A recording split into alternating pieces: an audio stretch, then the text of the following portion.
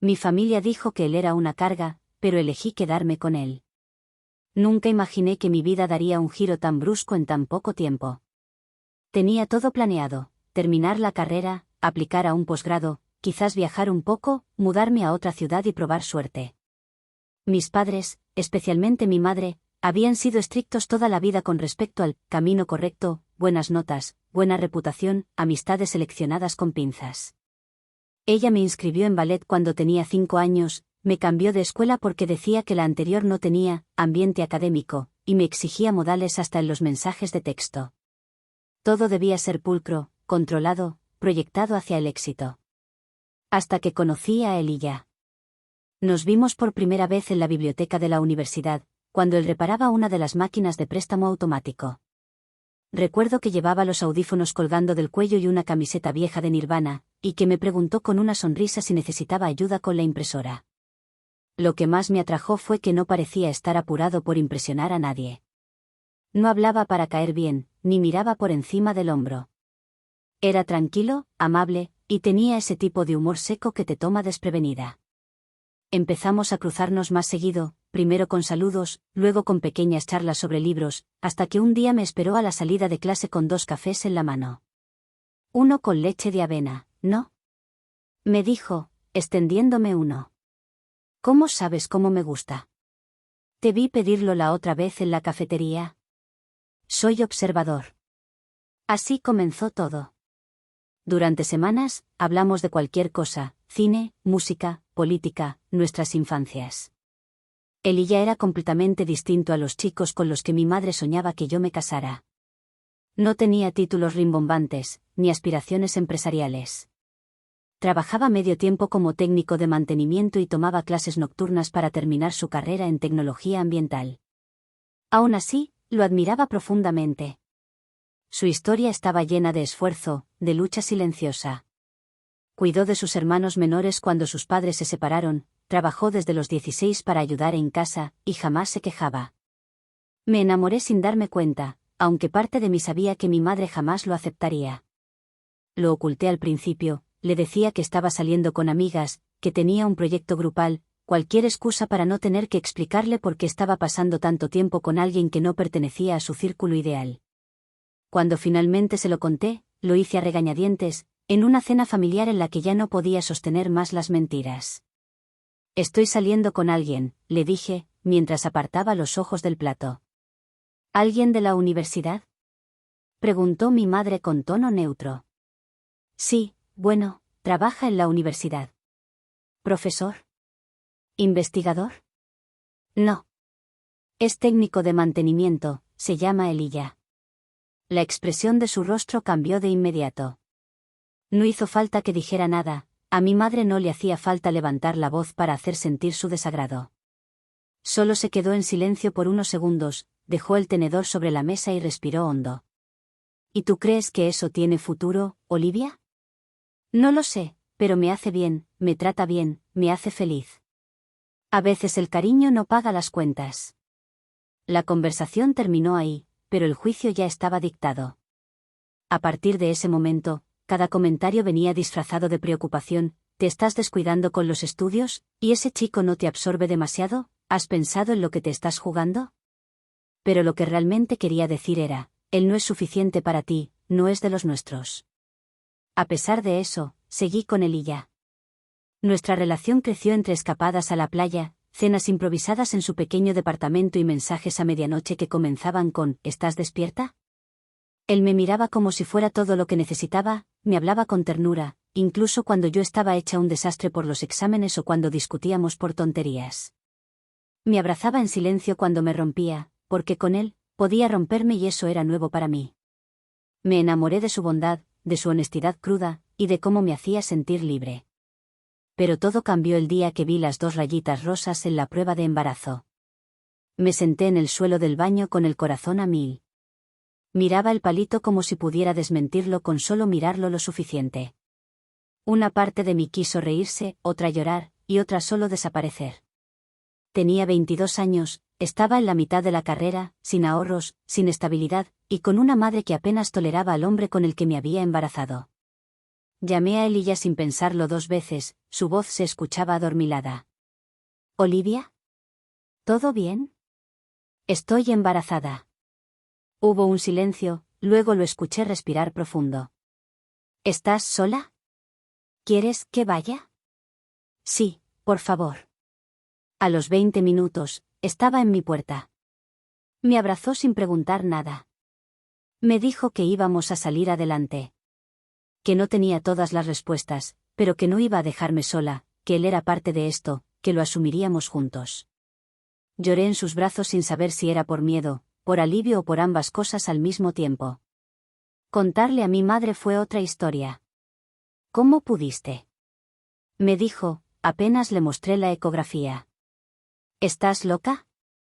¿Vas a echar a perder tu vida por un chico que apenas puede mantenerse? Es mi decisión y Elijah me apoya. Claro que te apoya, él se gana la lotería y tú pierdes la carrera. Su tono fue frío, cortante. No habló de amor, ni de futuro, ni de cómo me sentía.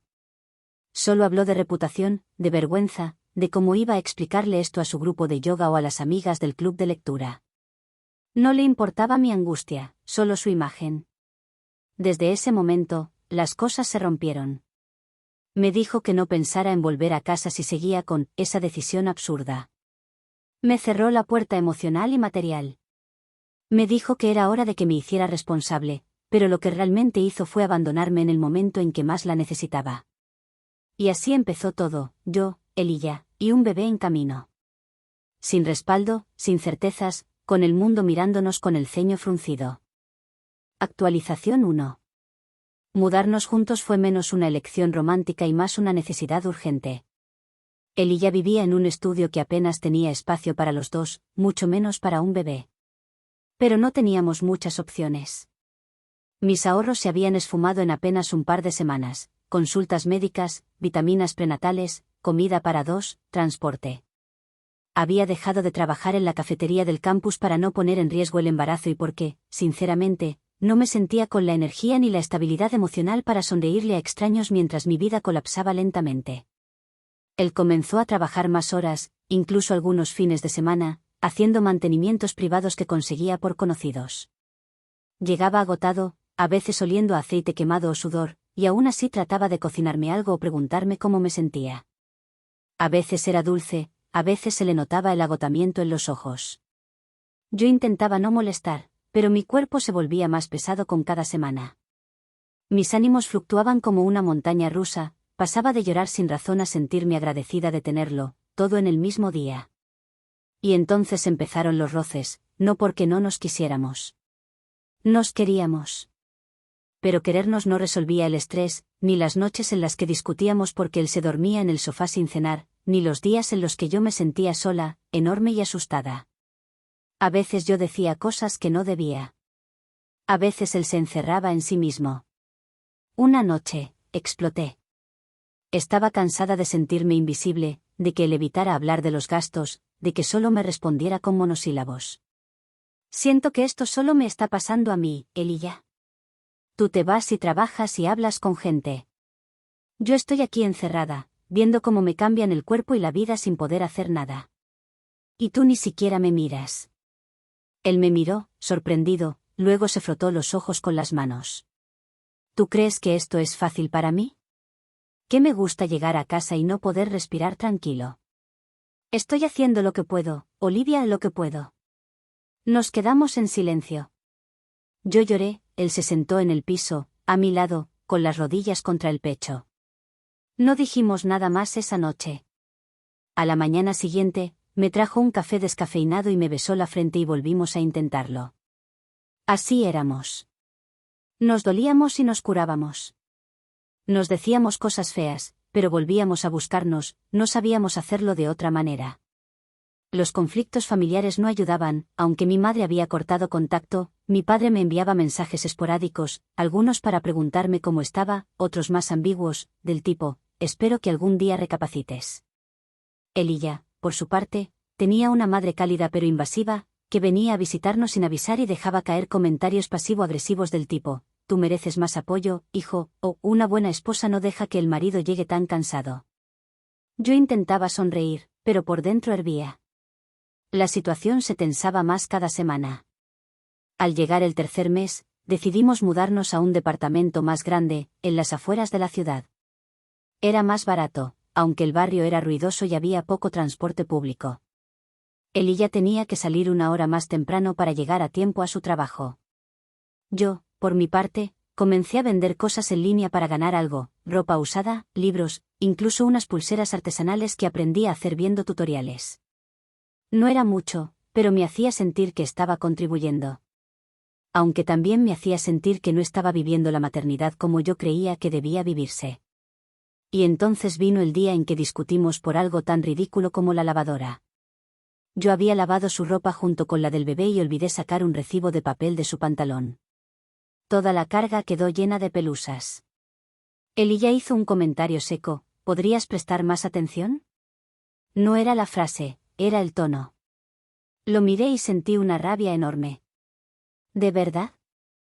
¿Eso es lo que tienes para decirme? ¿Después de todo lo que hago aquí? Solo dije que... No. No solo lo dijiste. Me lo lanzaste como si no hiciera nada bien. ¿Sabes qué? Haz tu propia maldita lavandería si tan perfecta la quieres. Ese fue el primer día que dormimos en habitaciones separadas. O mejor dicho, él durmió en el sofá. Yo lloré en la cama, abrazada a una almohada. Fue una noche larga, una noche en la que me pregunté si habíamos cometido un error. Al día siguiente, él me dejó una nota sobre la mesa: no quiero que esto sea así. Te amo.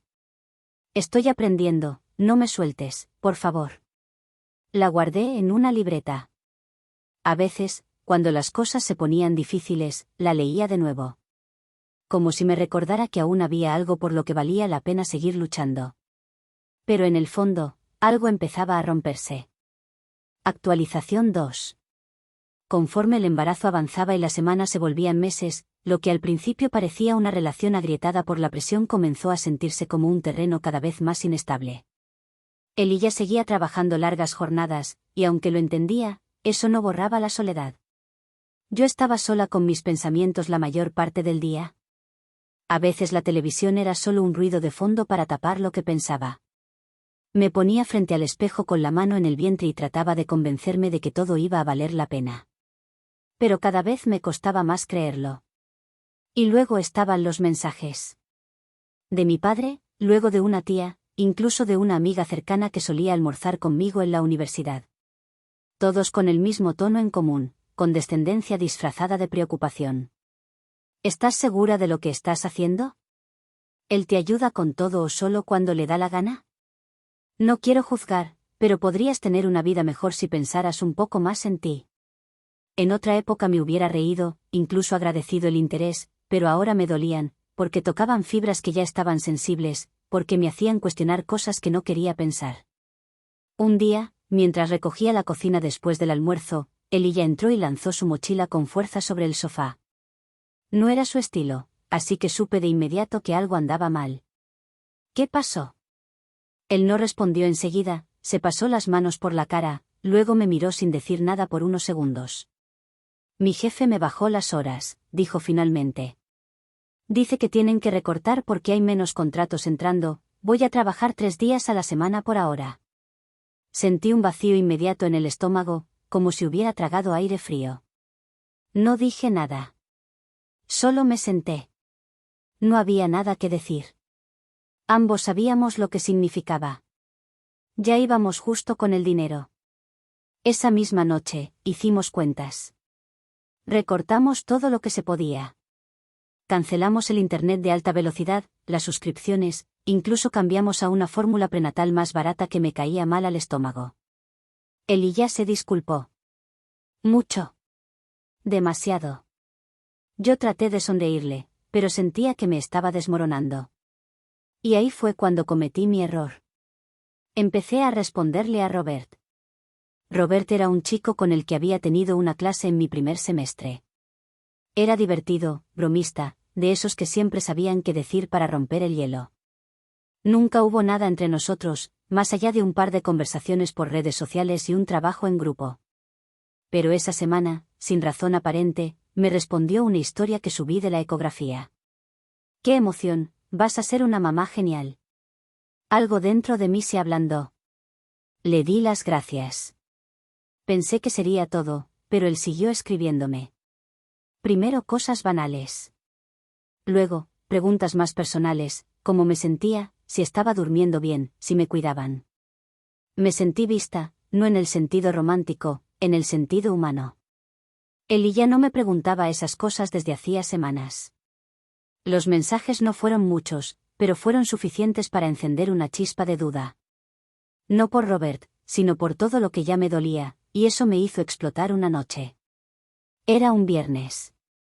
Ella volvió tarde, había salido a entregar un trabajo extra de fontanería y traía las manos manchadas de grasa. Apenas entró, se desplomó en la silla. Estoy rendido, murmuró, sin siquiera mirarme. Yo estaba en la cocina, parada, mirándolo. Quería decirle tantas cosas, que me sentía vacía, que ya no sabía si seguíamos juntos por amor o por inercia, que me dolía el cuerpo de cargar con todo sola, que necesitaba que me tocara, me mirara, me hablara, pero en vez de eso dije. ¿Y tú? ¿Alguna vez te has preguntado cómo me siento? Él se quedó en silencio. ¿Alguna vez has pensado que yo también estoy agotada? Que está creciendo un ser humano dentro de mí y lo único que haces es traer tensión a esta casa. ¿Tensión? Su voz subió de tono por primera vez en mucho tiempo. Estoy dejando la piel afuera para que no te falte nada y tú me hablas de tensión. ¿Sabes qué? Estoy harto de que me culpes por todo. Y yo estoy harta de que me ignores, grité. De que actúes como si vivir aquí fuera una obligación, si tanto te pesa, vete. El silencio que siguió fue brutal. Él se levantó, recogió su mochila y se fue sin decir una palabra.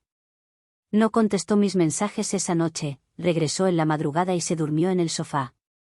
A la mañana siguiente, desayunamos sin hablar. Así siguieron los días, cortos, tensos, llenos de palabras no dichas y miradas evitadas. Y entonces, una mañana, mientras organizaba las cosas del bebé, encontré una pequeña carta arrugada en uno de los bolsillos de Elijah. No decía mucho. Solo una línea. Escrita con tinta corrida: estoy haciendo esto por ti, pero no sé si es suficiente. Sentí que el mundo se me venía encima. Actualización 3. Leí esa nota unas 15 veces. Me senté en la cama, con la ropa del bebé en las piernas, las manos temblando. Esa letra era de Elijah, sin duda, pero nunca lo había escuchado hablar así. Nunca se había mostrado tan derrotado. Y eso me rompió por dentro. Porque toda esta vez pensé que yo era la única herida, la única que se sentía sola, rechazada, abandonada emocionalmente, pero ahí estaba, en una oración torpe y mal escrita, todo su cansancio. Toda su tristeza, todo lo que él tampoco sabía cómo decirme. Los días que siguieron fueron los más largos de toda mi vida. Elijah y yo apenas nos hablábamos. Dormíamos en la misma cama, pero él se ponía de espaldas, y yo miraba el techo en silencio. El bebé se movía más, como si también sintiera la tensión en el aire. Empecé a tener ansiedad, me dolía el pecho. Lloraba sin motivo mientras lavaba los platos o guardaba comida en la despensa. Me dolía todo, incluso el alma. Lo peor era no saber cómo volver a acercarme a él. Había un muro entre nosotros, hecho de orgullo, de palabras dichas a gritos, de silencios prolongados que hacían más daño que cualquier pelea. Un viernes, casi un mes después de haber encontrado esa nota, me desmayé en el supermercado. Estaba sola. No había desayunado bien.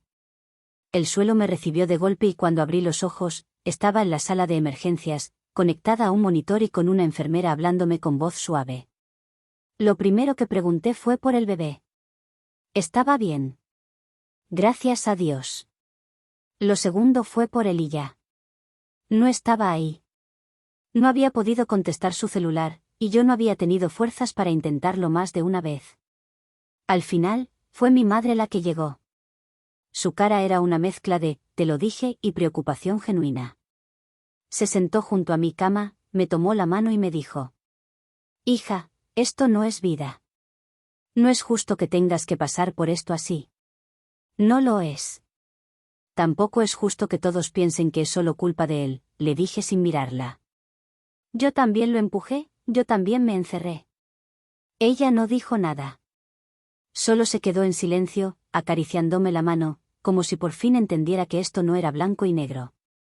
Cuando él ya llegó, no me miró al principio. Entró con los ojos rojos, respirando rápido. Traía una chaqueta mal cerrada y las llaves en la mano. Se quedó en la puerta como si no supiera si podía acercarse. Cuando al fin lo hizo, me miró como si no me hubiera visto en años. Lo siento, fue todo lo que dijo. Y esa vez, no lo dijo por decirlo, lo sentí también. Me dolía todo, pero más me dolía no haberlo dicho antes. Haber permitido que el amor se volviera orgullo, que el miedo se volviera distancia. Nos sentamos, hablamos, lloramos, por fin, lloramos los dos. Nos dijimos cosas que habíamos guardado por semanas. Admitimos errores, él me dijo que se había sentido inútil, que no sabía cómo ser suficiente. Que sentía que no podía competir con la imagen de familia que yo había tenido, y yo le confesé que me sentía invisible, que dolía crecer a un hijo de alguien que ya no me miraba como antes. Cuando salí del hospital, las cosas no se resolvieron mágicamente. Tuvimos que aprender a hablarnos otra vez. Fuimos a terapia. Nos costó mucho. Pero había algo que ya no estaba entre nosotros, la indiferencia. Él volvió a cocinar de vez en cuando, y yo le conté de mis miedos sin sentirme juzgada. Compramos una libreta para escribirnos cuando no pudiéramos hablar. Empezamos de a poco, a paso lento, pero firme. Mi familia no entendía del todo. Algunos aún creían que debía haber regresado a casa, dejarlo, empezar de nuevo, pero por primera vez, la decisión no fue influenciada por nadie. Fue mía. Más bien, nuestra. Y cuando nuestro hijo nació, lloramos los dos. No por miedo, no por tristeza. Sino por alivio. Porque después de todo, seguimos ahí. Heridos, imperfectos, pero juntos. Porque por fin entendimos que el amor no es evitar caerse. Es elegir levantarse de nuevo, aunque te tiemble todo por dentro. Para seguir disfrutando de historias como esta, recuerda, suscribirte, darle like a este vídeo, comentar y compartir.